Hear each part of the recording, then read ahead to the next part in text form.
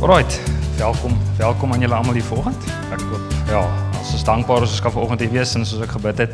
Ons is dankbaar vir die reën, ons is dankbaar vir wat God vandag in ons lewens gaan doen en al gedoen het in ons lewe en ons kan dit met dankbaarheid kyk daarna.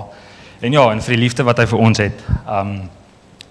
Ek gaan sommer maar begin en ek wil eintlik my tema vir vandag is jy is goed genoeg, you are enough. Ek sal later verduidelik hoe alles by mekaar kom, maar ek wil net hê ons moet net gou vinnig na mekaar toe draai en net vir mekaar sê jy is genoeg.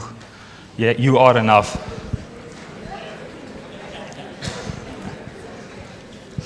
Maar julle moet dit glo ook, né? As iemand dit vir jou sê jy is genoeg, moet julle dit asseblief glo, want dit is wie God wil hê ons moet wees. Ons moet glo dat ons genoeg is en ons is genoeg in sy naam. Anyway. So God het ons regtig waar lief, en hy het vir ons hierdie voorbeeld geskep om aan die kruis te sterf vir ons, sodat ons kan genoeg wees, of dat ons kan aanvaar dat God ons lief het, en sy liefde weer kan uitleef. Maar ek het nou vandag, deel ek bietjie in Handelinge, ons gaan so bietjie deur Handelinge 9 werk, so ek wil net die eerste skrifvers, Handelinge 9 vers 1 tot 2, wil ek net met julle deel, en dan gaan ons so verder van daar af. Meanwhile, Saul was still breathing out murderous threats against the Lord's disciples. He went to the high priest and asked him for letters to the synagogues in Damascus, so that if he found any there who belonged to the way, wherever men or women, he might take them as prisoners to Jerusalem. Obviously, dit is heel random vers, maar ek gaan vir 'n bietjie agtergrond gee.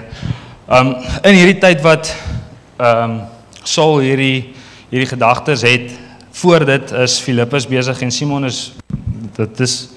Filippus is besig voor dit en ons beweging wat plaasvind, 'n beweging wat plaasvind uit die kerk uit wat mense radikaal tot bekering kom, dooies word wakker gemaak en hoe kan ek sê demone word uitgedryf en Saul was daar gewees en gesê maar ek like dit nie. Dis nie die manier hoe my God werk nie. En Saul was daarop uitgewees om die mense van die kerk te gaan vernietig. Hy was al uitgewees om Christene te gaan doodmaak of te gaan in gevangenis neem en voor Pilatus te bring en te sê, luister, julle is verkeerd, kom ons doen iets daaraan. En soos wat dit gaan, is Saul hierdie slegte mens, dis eintlik waarby ek wil uitkom. Hy is hierdie slegte mens wat op pad gaan en hy wil mense doodmaak en dis sy passie, hy het 'n haat vir die Christendom. En dis heeltemal op die verkeerde pad, of heeltemal op die verkeerde kant van wat ons ken later in die Bybel as Paulus. Ek weet nie of die storie nou vir julle sin maak nie. Anyway, so daar gaan hy uit en hy gaan Damaskus toe, so hy gaan nou gaan om mense te vernietig. En die volgende vers lees ons, as he neared Damascus on his journey, suddenly a light from heaven flashed around him. He fell to the ground and heard a voice say to him, Saul, Saul, why do you persecute me? And I said to, who are you, Lord? Saul asked. I am Jesus whom you are persecuting, he replied. Anyway, so my punt wat ek wil maak is, Saul was besig om Damascus toe te gaan, hy gaan mense gaan vervolg wat God lief het. En die Here kom na hom toe en hy sê vir hom, Saul, ek sien jou, ek weet wie jy is, ek soek jou, ek wil jou gebruik. En Saul het hierdie ongelooflike ontmoeting met God, ons sal later daaroor leef, en ek wil eintlik by die punt kom van, dis hierdie slegte mens, wat Saul was, en God sê, nee, ek het iets vir jou, jy gaan beter doen. En ek dink ons almal sit in daai bootjie, ons almal het goed, ons is dalk nie so sleg soos Saul nie, ons is dalk slegter, ons kan dalk ander goed hê, maar God kies jou, en God ken jou, en God het vir jou iets om te gaan doen. Jy dink dalk, jy gaan, kom ons sê, ons werk na Springbok rugby speler toe, maar dit is nie dalk God se plan vir jou lewe nie. God se plan vir jou lewe is dalk heeltemal iets anders, jy gaan dalk 'n kerk gaan ran, en jy weet nie daarvan nie, maar die goeie ding is daarvan, God het 'n plan met jou lewe, en maak nie saak hoe ons omstandighede nou lyk nie, ons is genoeg, en ons is genoeg vir God. So daarmee wil ek sê, as iemand tussen die nagmaal ingaan, net gou vinnig hier by my goed uitkom. Sorry, is 'n bietjie klein hierso. So God kom openbaar hom aan Saul. Maar ek wil vir julle vra, het julle al ontmoeting met die Here gehad? Het julle al Jesus ontmoeting gehad? Wie ken julle vir Jesus vir wie hy is? Weet julle wat Jesus in julle lewe al kom doen het? As nie, wil ek vir julle asseblief vra, dink bietjie daaroor. Dink bietjie oor wat kan anders wees as julle vir Jesus ontmoet. Ek het so kan stel, maar ons sal later verder daaraan gaan. So soos ek gesê het, Paul was nie 'n goeie mens gewees nie, maar God het hom kom openbaar aan Saul. En Saul het dadelik 'n ander hart gehad. Ons sal later daaraan gaan. Okay.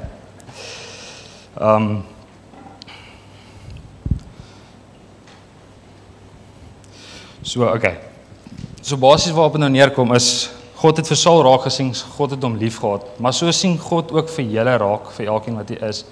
En ek dink soms gooi ons onsself weg as, ons kan nie goed doen nie, ons is te sleg. Soms sê ons vir onsself, maar luister, ek kan nie hier staan, ek kan nie vir mense vertel, luister, dis hoe goed God is, want my lewe lyk so. Maar dis nie hoekom God gekom het en hy het gesê, hy kies die perfekte mense uit nie. Niemand is perfek nie, maar ons is perfek in God se oë. As God jou kom reinig en God jou hart kom vat, en hy maak jou deel van sy koninkryk, kan jy in daai perfekte image loop. En dis wat God gekom het, en God het sy seun gestuur, Jesus, en ons ken die verhaal, en Jesus was gekruisig, sodat sy bloed kan vloei, sy liggaam het daar op die kruis gehang, en sy bloed het gevloei, sodat ons skoon gewas kan word. En deur daai wat ons skoon gewas kan word, kan ons nou 'n stapie in geloof stap, en ons kan verder gaan, en ons kan eintlik vir God leef. So met God se genade wat uitgestrooi is vir ons, moet ons eintlik net stil raak en besef, ons wat hier sit, ons wat genoeg is, ons is gekies om vir God te gaan leef. En ja, ons gaan nou nagmaal gebruik, en die rede vir die nagmaal wat die Here ingestel het is, dis sy liggaam en sy bloed wat gevloei het. Deur sy liggaam wat gebreek is vir ons, het aan die kruis gesterf, en deur sy bloed wat gevloei het hy vir ons skoon gewas. Dis ons sonde, ons mense wat sondig is skoon gewas. So ja, ek wil hê as die nagmaal gebruik, moet ons eerlik raak met onsself, moet ons regtig vir onsself vra, is ek daar op die pad wat ek weet God het my skoon gemaak? Is ek in die posisie om te sê, Here, hier is ek, vat alles wat ek het, want U het vir my kom sterf, maar nou wil ek myself neerlê en vir U kom sterf. En ons gebruik die dagmaal om net te herdenk wat God vir ons kom doen het. So ek wil net vra dat die ouers of die hoofde van die gesinne net nagmaal kom of 'n glasie nagmaal en vir die gesinne gaan bedien. En ek wil net vra dat julle sal erns maak met julle kinders, dat julle sal verduidelik presies wat is nagmaal vir julle kinders, want dis nie net iets, dis nie net 'n tradisie wat ons volg nie, maar dis iets wat groter is as 'n tradisie. Dis weer 'n herdenkenis om te kom sê, Here, dankie dat U vir my gesterf het, dankie dat U lewe kom neerlê het, sodat ek as sondaar kan vryloop vandag, want U het vir ons kom sterf. So, ja, ek wil die mans opnooi, julle kan so lank uitkom, of opkom en kom glasies haal.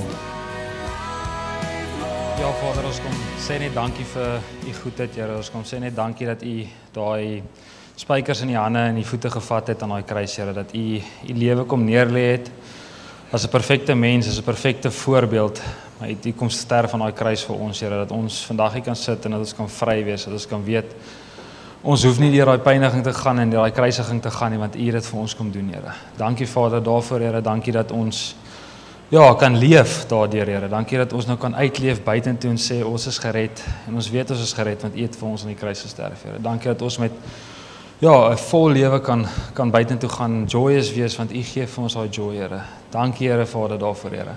Ja, Vader, ek bid net sommer vir die volgende stuk, Here, wat ons nou net gaan verder kyk na Saul na Paul, Here, dat U dit net sal kom wakker maak in mense, Here, en dat U my net sal kom rustigheid gee, en dat ons net sal verder kyk en die goedheid wat U eintlik bedoel het hierin, en dat ons hierdie stuk net sal verder ontbloot en weet dat God eintlik oral is en God het 'n plan met alles daarvan. Amen. Alright, die kinders kan nou verdaag. Julle het nog goedjies wat julle moet doen na agter, so al die kinders wat kinderkerk het.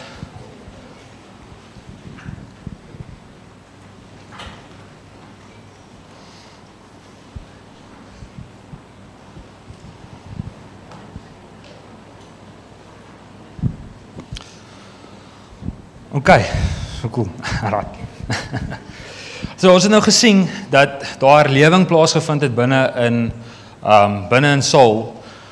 Hy was op pad om te gaan Sondag, om pad om te gaan, hoe kan ek sê, Christene te gaan kruisig, en die Here het na hom toe gekom en hy het gesê, Saul, ek sien vir jou, hoekom vervolg jy my, sê Saul vir hom.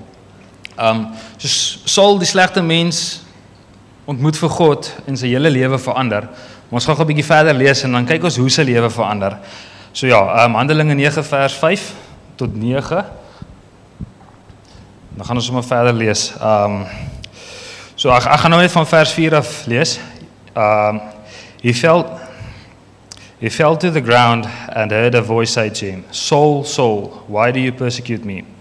Who are you, Lord? Saul asked. I am Jesus, whom you are persecuting. He replied. Now get up and go into the city, and you will be told what you must do.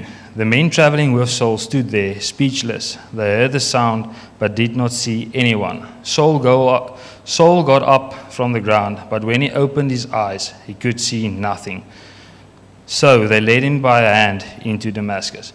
So Saul, wat hierdie gevreesde man was onder die Christene, het ewe skielik blind geword. Hy het ewe skielik al sy krag verloor. Hy kon net glad nie sien nie. En die ouens wat saam met hom was, dit was ouens wat, hoe kan ek sê, saam met hom gestuur is om Christene te gaan vang en na Jerusalem toe te vat. So dis nie ouens wat net klein ouetjies het gestaan, dis ouens wat, hoe kan ek sê, gebou was, ouens wat hierdie, hoe kan ek sê, sixpack gehad het en hulle hierdie swaarde gehad en hulle was daar om oorlog te maak, want hulle het geglo die Christene is nie wat God se woord sê nie. En die Here kom en hy sê hy kom en hy verskyn aan Saul waarvoor hy 'n plan het en hy sê Saul, hoekom vervolg jy my? En dadelik erken Saul, maar dis die Here. Net goed terug te bewys en die Here sê vir hom, who are you, Lord? En Saul vra hom, who are you, Lord? En dadelik weet Saul, maar hy praat met iemand groter as hy, iemand wat, hoe kan ek sê, waarvoor hy is onderdanig aan die persoon. So God kom druk dadelik neer sy, hoe kan ek sê, sy uitdrukking van, ek is hier so, ek is die Heer, en ek sal jou vorentoe vat, en van hier af, en dadelik is Saul onderdanig aan God, en hy sê, God, wat moet ek volgende maak? En verder lees soos dat, hoe kan ek sê, terwyl Saul opstaan en sy oë oopmaak, is hy blind. Nou ek wil om blind te wees, of as jy jou oë toemaak en jy moet nou weer jou oë oopmaak, en jy is blind, en jy kan nie sien nie. Ek wil jy nou net hierdie wit lig gesien, en nou is jy blind. En nou staan daar verder, hy was vir 3 dae blind gewees. Om vir 3 dae blind te wees, weet ek nie wat ons almal sal doen nie.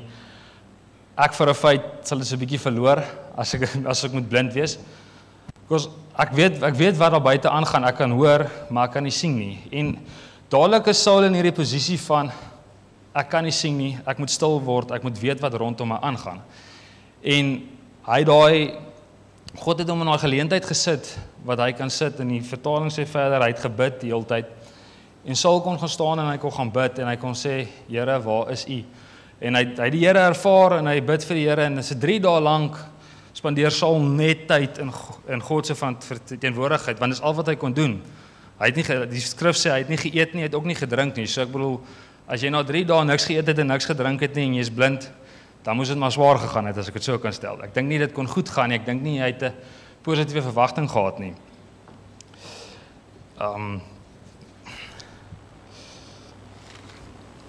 So, wat is nou baas gesien het, God het nou die liefde aan Saul betoon, om te sê, luister, ek het jou gered, ek het jou gekies, jy as persoon, ek het 'n plan vir jou. En het Saul gesê, wag net vir my, ek sal vir jou kom sê, wat ons gaan doen, maar vat jou goed, en dan gaan jy Damascus toe. En hy het van presies gesê, waar hy moet gaan bly. So ons lees 'n bietjie verder, wat dan gebeur. Van Acts 9 tot 8, van 10 tot 20. And they say, in Damascus there was a disciple named Ananias. The Lord called to him in a vision. Ananias, yes, Lord, he answered. The Lord told him, go to the house of Judas on Straight Street and ask for a man from Taurus named Saul. For he is praying. So daar sê hulle vir ons, Saul het gebid. Ek bedoel, om vir 3 dae lank alleen te bid, of al het jy nou 'n bietjie slaap ingekry, die ou bid. So hy het regtig waar in God se teenwoordigheid gestaan en gesê, Here, kom help my, want Obviously, om blind te wees, kan jy nie doen wat jy wil doen nie, kan jy nie uitgaan om goed te gaan doen nie, want jy kort God om te sien. Anyway, ons lees 'n bietjie verder, en dan, Lord, en dan sê Ananias weer vir Here, Lord, Ananias answered, I have heard many reports about this man and all the harm that he has done to your holy people in Jerusalem. And he has come here with authority from the chief priest to arrest all who call on your name. But the Lord said to Ananias, Go, this man is my chosen instrument to proclaim my name to the Gentiles and their kings and to the people of Israel. I will show him how much he must suffer for my name. Then Ananias went to the house and entered it. Placing his hand on Saul, he said, Brother Saul, the Lord, Jesus who appeared to you on this road as you were coming here, has sent me so that you may see again and be filled with the Holy Spirit. Immediately, something like scales fell from Saul's eye, and he could see again. He got up and was baptized, and after taking some food, he regained his strength. Saul spent several days with the disciples in Damascus. At once he began to preach in the synagogues that Jesus is the Son of God. So basies wat gebeur het, Saul was hier gewees, hy was hier laag gewees, like geen hoop basies gehad nie, en hy bid, en die Here sê vir my, iemand met die naam Ananias gaan na jou toe kom, en hande op jou lê, en okay, cool, ek sit en wag, ek bedoel, wat kon vir 'n week so aangehou, dit kon vir 'n dag, hy het nie 'n presiese tyd gekry nie, en wat vir my nice is van hierdie stuk is, daar's twee karakters, is Ananias en Saul. Saul sit en wag, en Ananias kom en God sê vir Ananias, luister, jy moet gaan en jy moet vir Saul gaan bid. En Ananias is van, God, maar die ou wil ons doodmaak, die ou wil ons binne in die tronk sit, en die Here sê net gaan. En Ananias was gehoorsaam geweest daarvoor. Ek dink dis die belangrikste punt. Ons hoor partykeer God se stem en sê nee, ons wil dit nie gaan doen nie. Maar as Ananias nie daai dag gegaan het en vir Saul gaan bid het en hande opgelê het vir Saul nie. Ek weet nie hoe lank Saul nog daar sou gesit het en blind gewees het nie. Dit sou dalk nog 'n week gevat het voordat daar ander iemand kon gaan bid het vir hom. Maar toe Ananias gaan, toe is Saul se redding voltooi en Saul kon waak, hy kon drink en hy kon eet en hy kon uitgaan en hy kon die gospel gaan preach. So, gehoorsaamheid wil ek sê van Ananias se kant af was vir my 'n groot ding. Toe ek dit raak het, partykeer is ons nie gehoorsaam aan wat God wil doen nie. God het vir ons dis dalk nie ons storie om hierdie groot ding te doen nie, maar ons het deel van hierdie storie. Hy is maar 'n klein ouetjie in die storie van Paulus. Maar Ananias was gehoorsaam geweest aan God en hy het vir God gaan bid. Hy het vir Saul gaan bid en Saul kon weer sing en Saul kon van daar af kon hy gaan profeteer.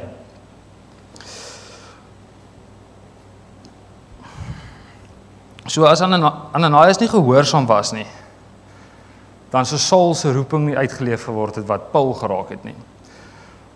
So op die einde van die dag, as ons as mens wat hierso sit, nie gehoorsaam is aan God nie, ons het nou klaar gehoor, ons het bevryding ontvang, God is lief vir ons is genoeg, so ons is nou klaar hierso, maar ons kan nie hier sit en hier bly sit nie, want dan gaan ons vergaan, dis nie ons werk nie. God het uitgegaan en gesê, jy moet gaan werk, ons moet gaan disippels maak van mense, ons moet doen. Op die einde van die dag moet ons doen. Ons kan nie net sit en krepeer en wees nie, want dit is nie waarvoor ons hier is nie, ons moet gaan doen. En dis wat Ananias gedoen het, hy het gedoen, en toe kon Saul gaan doen het. En Saul het gaan preek, en Saul het eintlik wonderlik van wat verder gebeur het, en die goed wat hy gedoen het, en die goed wat hy beleef het.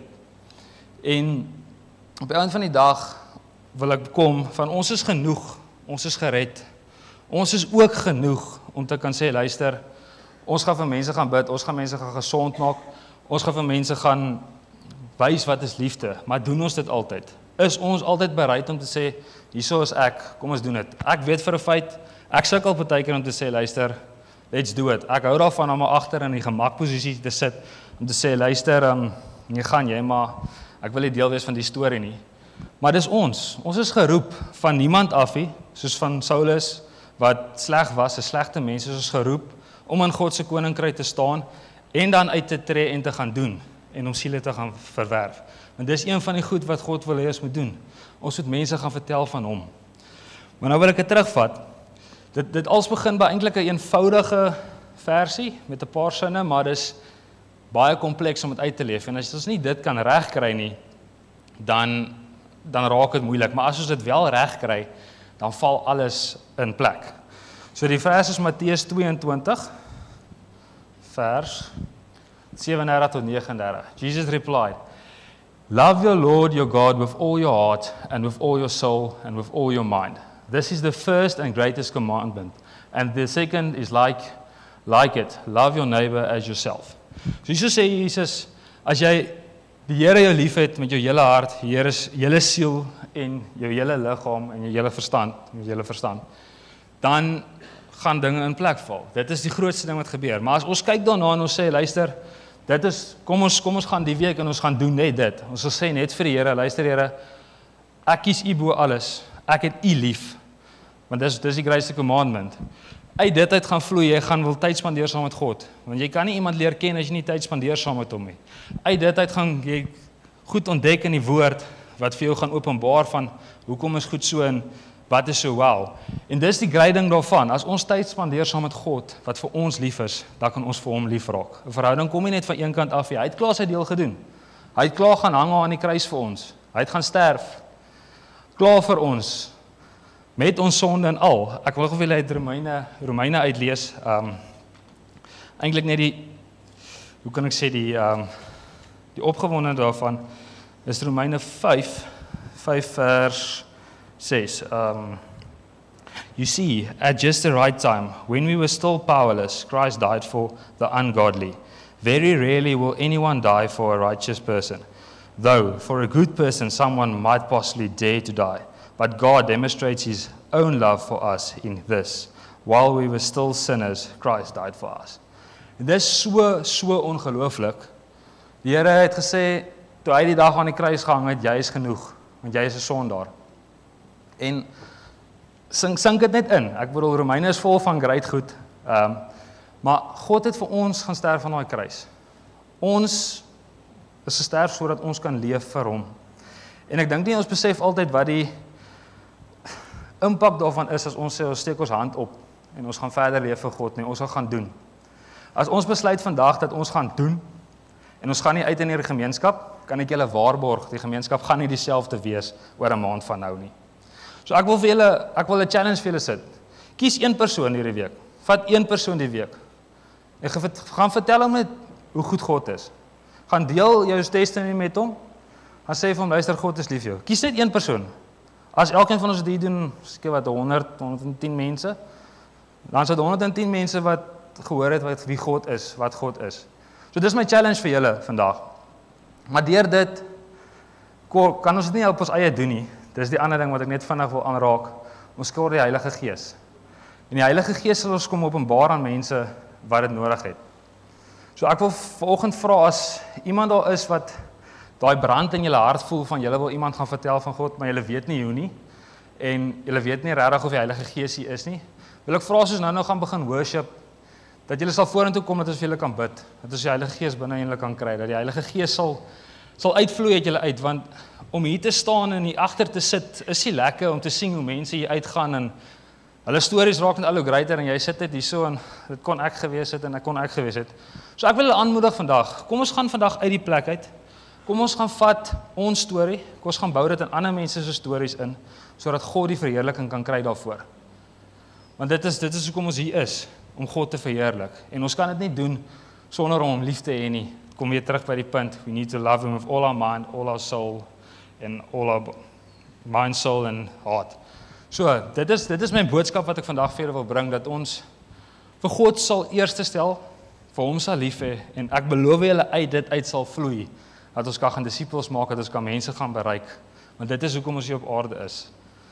So ja, ek wil die worship, die band net vra om vorentoe te kom. So dat ons nou gaan worship, wil ek net vra, kom ons sit ons harte daar uit, kom ons maak ons harte sag, kom ons prys vir God, want op die einde van die dag is die wêreld, ons het so 'n kort tydjie op aarde wat ons hier is, en ons kan of kies om Saul te bly, en Saul te wees en blind te bly, Of ons dan kan kies om God aan te roep in ons donkerste tye, ons kan God roep en sê ek wil Paul word en ek wil uitgaan en nasies te gaan red.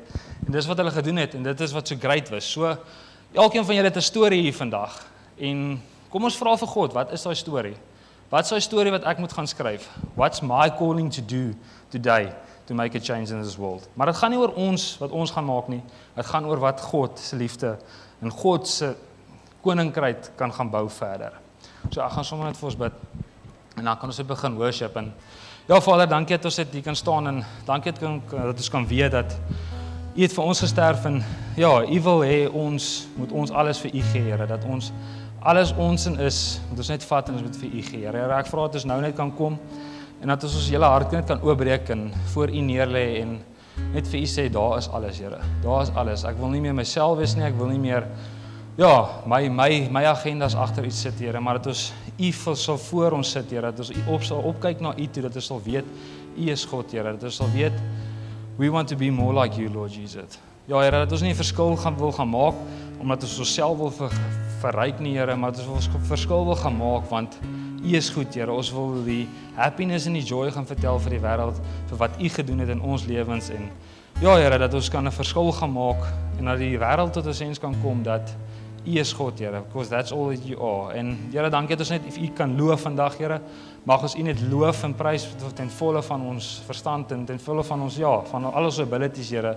Dankie dat ons nou kan gaan in worship en net die dankbaarheid kan wys, Here. En ja, Here, ek vra dat die Heilige Gees net sal kom en kom neerstort, Here. En daar waar gedruk word op harte vir oggend wat sê, hiersoos ek wil nie meer agter sit in die hoekie nie. Ek wil vorentoe gaan en ek wil gaan doen, Here. Ek vra dat julle die moed sal gee om op te staan en vorentoe kom en gebed sal kan kry, Here. Want hier is mense wat gebed sal gee, Here. En ja, that's what You want to do. You want to put the Holy Spirit in us so that we can do Your good works, Lord Jesus. Thank You for that, Lord Jesus. And may we just praise You and bless You. And thank You for the good God that You are, Lord.